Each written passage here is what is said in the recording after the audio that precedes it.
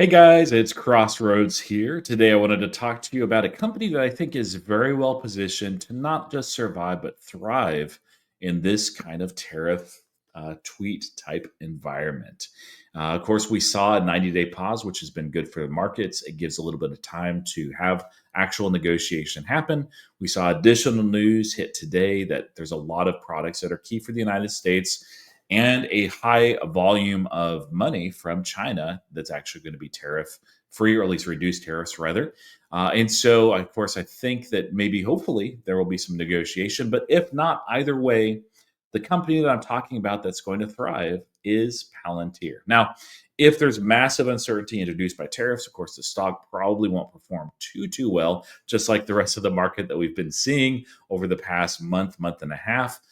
But there are three reasons why I think Palantir is positioned very well as a company to not just survive, but thrive in this time.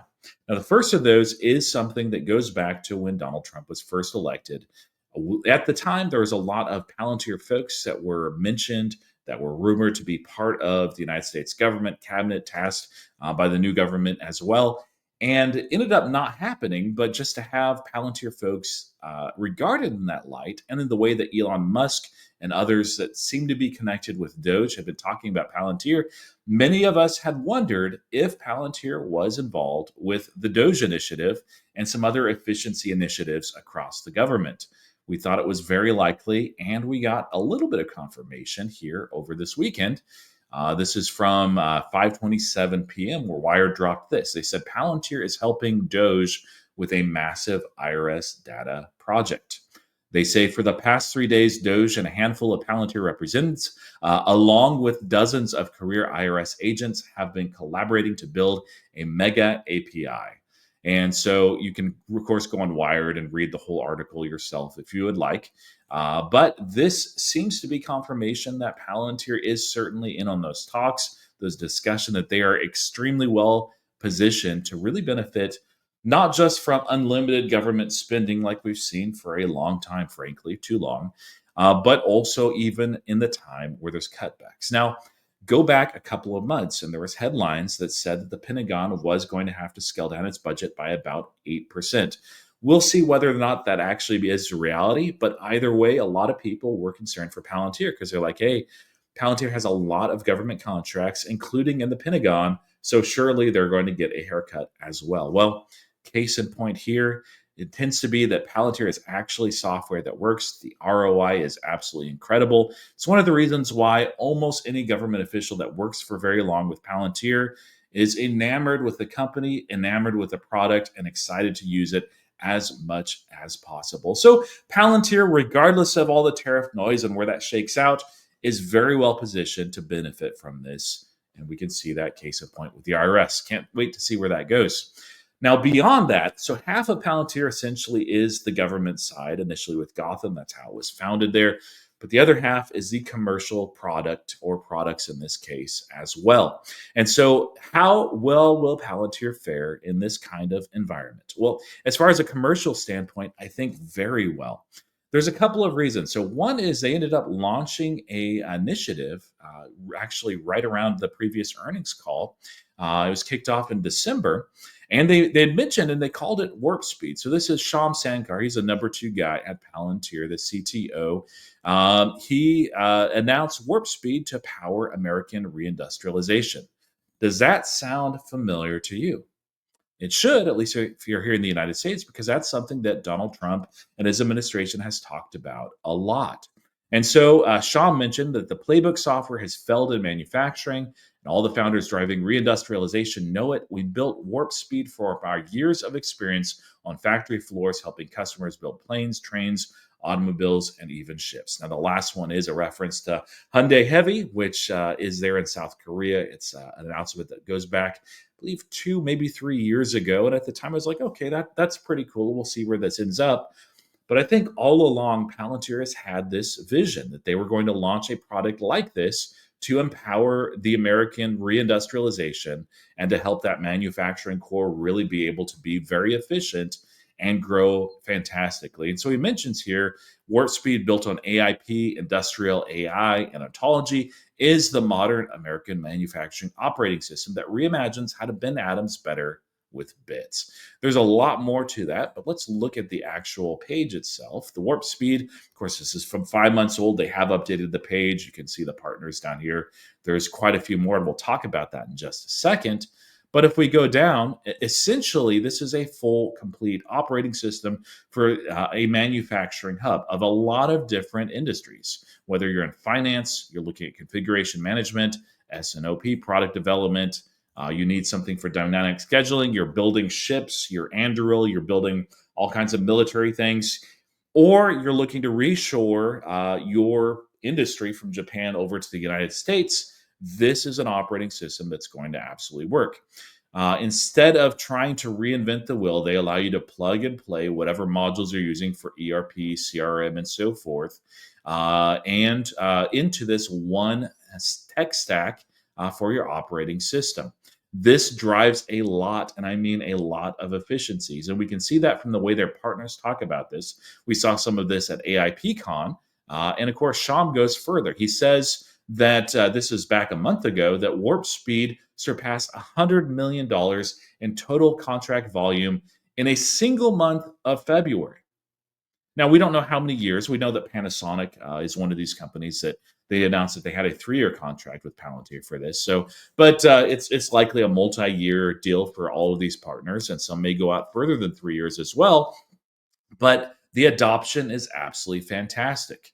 During AIPCon, they announced a bunch of new clients, and 6 specifically had onboarded with Palantir simply for this offering, or at least for this offering. And so they announced 6 new customers. Now, a lot of these are smaller, not necessarily startups, but they're not like massive industry names that you've heard of before. But Apyrus, Red Cat, a lot of these, by the way, are military or manufacturing.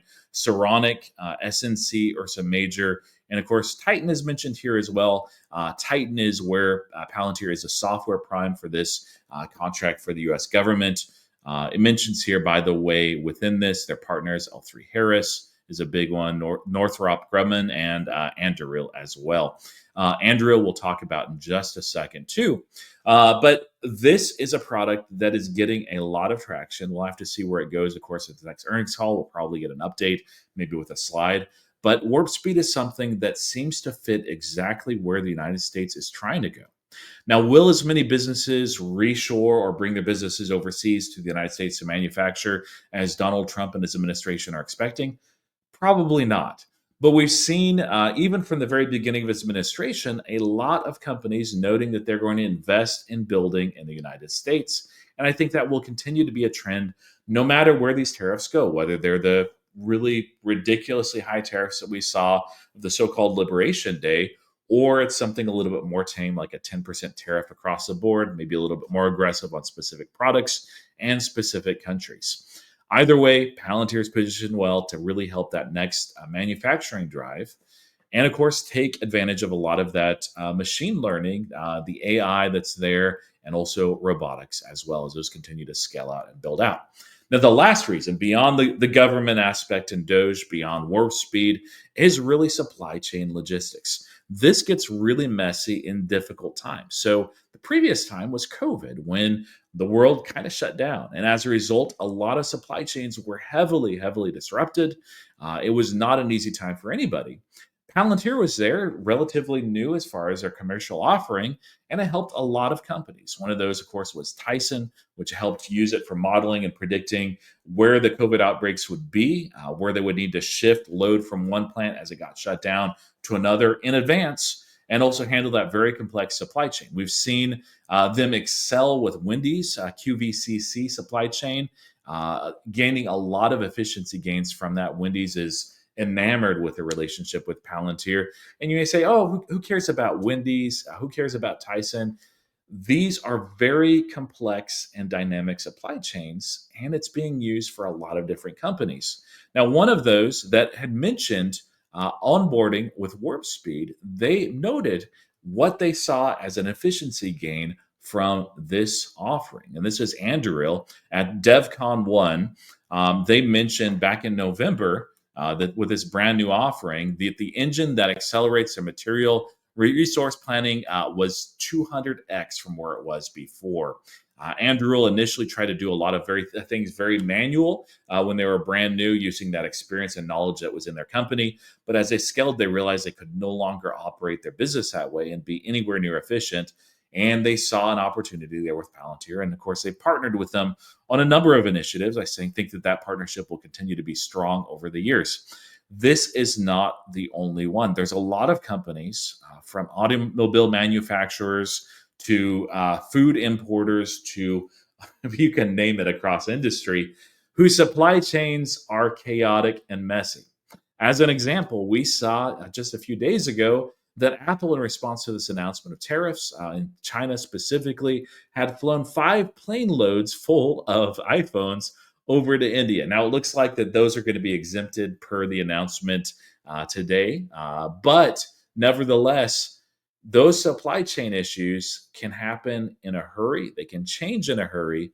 And I think a lot of these businesses will realize, just like they needed during COVID, they need something a lot more dynamic, a lot more flexible, that doesn't take people all day long to figure out these problems, because there's going to be a lot of problems and issues. And so Palantir is one where back in COVID, they were relatively new. They still gained a lot of traction and attention, but now it is a very well known player. And I expect that Palantir is going to get a lot of knocks on their door saying, hey, we need to look at what you guys can offer. We're struggling with the supply chain issue. And supply chain logistics is something that Palantir has talked about a lot. So, between those three aspects, between the government push for efficiency, we see Palantir as certainly being uh, potentially utilized. We haven't seen any massive contracts come out yet. Those things can take time, but it seems that they're being used at the very least.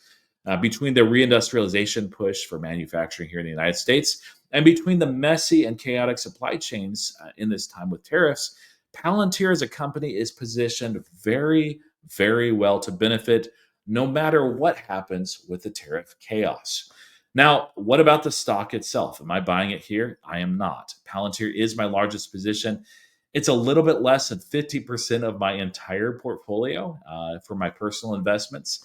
And so it's one where I have to be careful where I add. It's expensive right now. I personally wouldn't be adding it, even if I didn't own Palantir. If Palantir does fall to 55 and lower, still looks very expensive, but I don't think that it is at all. I'll be very glad to continue to add and DCA at that point.